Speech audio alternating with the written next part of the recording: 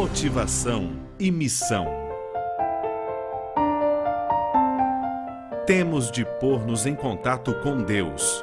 Então seremos possuídos de seu Espírito Santo, que nos habilita a pôr-nos em contato com nossos semelhantes.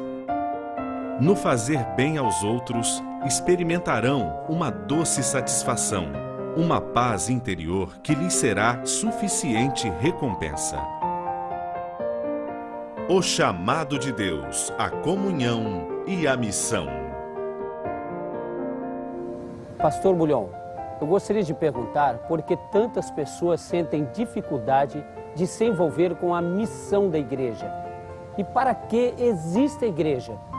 Por que tenho que me envolver com a missão da igreja, com as tarefas da igreja, em pregar o evangelho, se existem tantos obreiros, tantos pastores e tantos evangelistas experientes? Olá, querido. Para entender por que você precisa se envolver com a missão da igreja, você precisa entender primeiro que você é a coisa mais preciosa que Deus tem nesta vida. Todo o programa de salvação foi montado em cima de você, para alcançar você. Estava destruído, acabado pelo pecado, e o Senhor Jesus te estendeu a mão. Salvar-se é a coisa mais simples.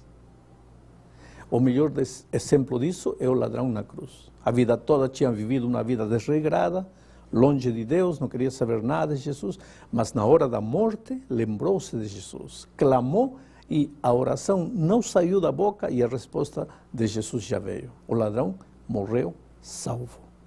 Por isso digo, salvar-se é a coisa mais simples, basta crer. O difícil é conservar na experiência da salvação, manter essa experiência da salvação.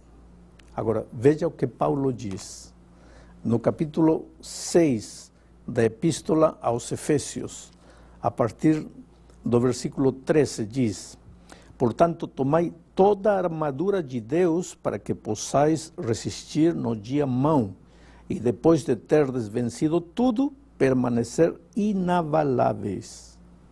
E depois, Paulo apresenta 7 ferramentas, 7 instrumentos para conservar a experiência da salvação. Eu vou mencionar nesta ocasião 3 desses instrumentos, que estão nos versos a seguir, aí no capítulo 6.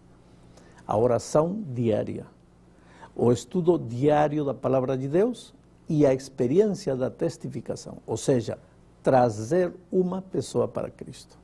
Paulo diz que quando você faz essas 3 coisas, estuda a Bíblia todos os dias, ora todos os dias e traz uma pessoa para Cristo, então você está crescendo na experiência da salvação. E quando Cristo voltar a esta terra, então você vai ser inabalável, vai estar firme na experiência da salvação. A estas alturas, quero que você compreenda uma coisa. Deus não te deixou a missão porque Ele não pudesse pregar o Evangelho. Oh, querido, Deus é Deus. Muita gente me pergunta a mim, como é que o Evangelho será pregado a todo mundo? Especialmente pensando na janela 1040, toda aquela região do Oriente, onde os muçulmanos, os budistas, os confucionistas formam milhões e milhões e milhões de seres humanos. Como é que o Evangelho vai penetrar lá? Não depende da gente. É um milagre que Deus vai fazer. Deus é Deus. Deus poderia pregar o Evangelho de qualquer maneira. Lembra que um dia Deus tinha uma mensagem para Balaão. Não havia pastor, não havia evangelista, não havia instrutor bíblico, não havia ninguém. Havia uma mula. Deus deu o esboço para a mula pregou o Evangelho. E Jesus, quando esteve nesta terra, ele disse: e se estes calarem, as pedras falarão.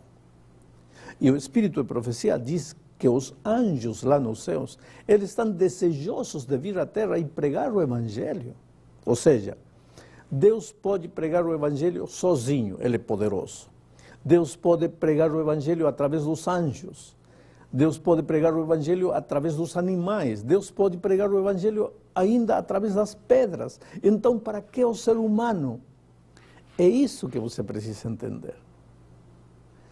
Deus não nos deixou a missão porque Ele não pode pregar o Evangelho. Ele deixou a missão para você porque você precisa pregar o Evangelho. É a única maneira de você crescer na sua experiência espiritual.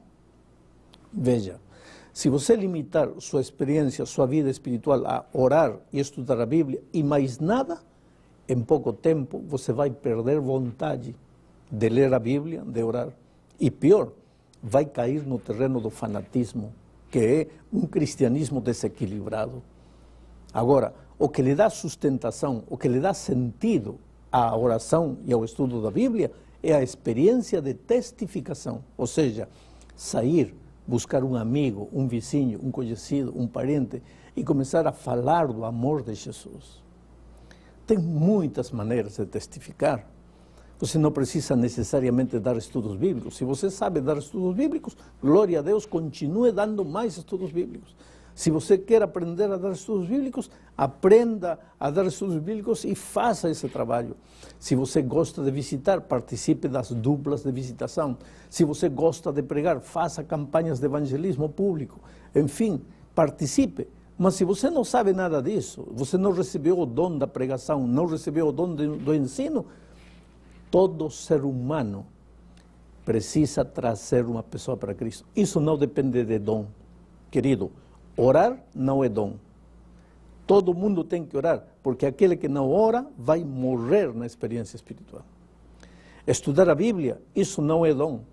Todo mundo precisa orar, porque aquele que não estuda a Bíblia todos os dias, em pouco tempo vai perder sua experiência espiritual.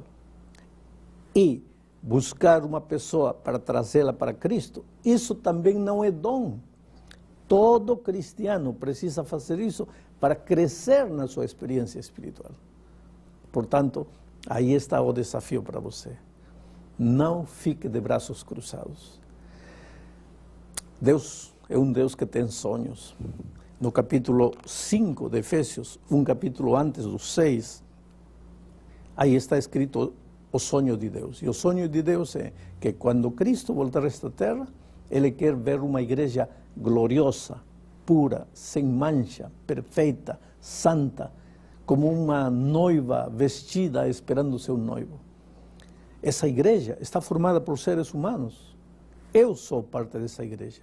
Você é parte dessa igreja. Uma igreja que reflita o caráter de Jesus Cristo. Uma igreja gloriosa.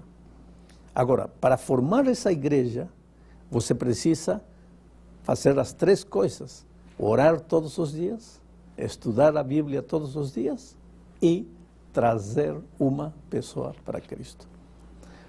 Quando você faz essas três coisas, está permanecendo na experiência de salvação, está aprendendo a refletir o caráter de Jesus Cristo, está formando parte da igreja gloriosa, santa, sem mácula. E o resultado natural é que muitas pessoas conhecerão o Evangelho. Por quê? Porque se você estuda a Bíblia, ora e sai buscando amigos para falar do amor de Jesus Cristo, é lógico que as pessoas vão começar a conhecer a Jesus e vão começar a vir. Essas pessoas que chegam na igreja, então, elas também começam a orar, a estudar a Bíblia e a buscar outras pessoas para trazê-las a Jesus. Então vem a multiplicação geométrica. Hoje somos 1, amanhã 2, depois 4, depois 8, depois 16, depois 32. E era desta maneira que Jesus queria terminar a pregação do Evangelho em todo o mundo. O reino de Deus. É interessante entender o que é o reino de Deus. Veja, o reino de Deus está formado por seres humanos que refletem o caráter de Jesus Cristo. Seres humanos que permanecem firmes na experiência espiritual.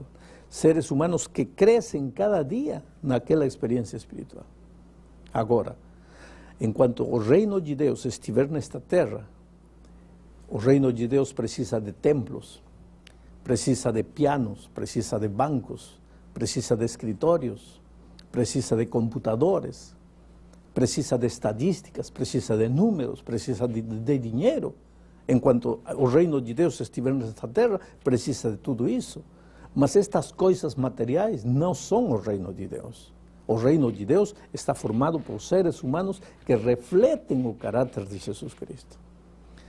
Quando Cristo voltar, templos, bancos, computadores, o dinheiro, tudo vai ficar nesta terra, tudo vai ser queimado.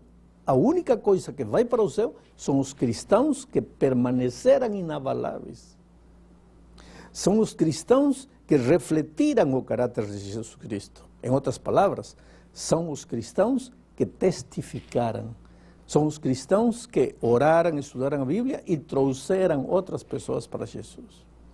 É muito simples pensar, eu vou orar e estudar a Bíblia. Agora, trazer pessoas para Cristo, vou deixar esse trabalho com o pastor. Vou deixar esse trabalho com os instrutores bíblicos. Eles são profissionais, eles podem fazer isso.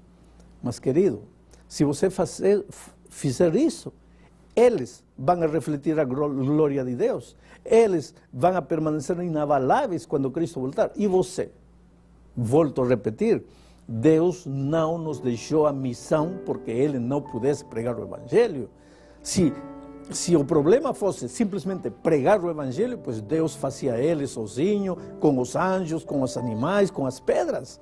Mas o plano da missão não é simplesmente pregar o Evangelho, senão fazer que você, a coisa mais preciosa que Deus tem nesta terra, cresça na sua experiência espiritual.